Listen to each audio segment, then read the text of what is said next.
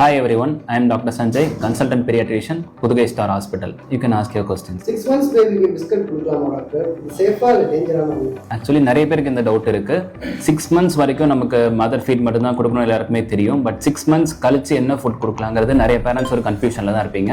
நமக்கு easily available food வந்து ஒரு பிஸ்கெட்ஸ் தான். ஸோ அது ஈஸியாக கொடுத்துடலாமா குழந்தைங்களுக்கு அப்படின்னு கேட்டிங்கன்னா, ஆஸ் ஃபார் ஒரு பிஸ்கெட்னு எடுத்துக்கிட்டிங்கன்னா அதில் சுகர் இருக்கும், ப்ரிசர்வேட்டிவ் இருக்கும், சால்ட் இருக்கும், பேபிக்குன்னா சத்தான பொருட்கள் போகுமாங்கிறது கிடையாது.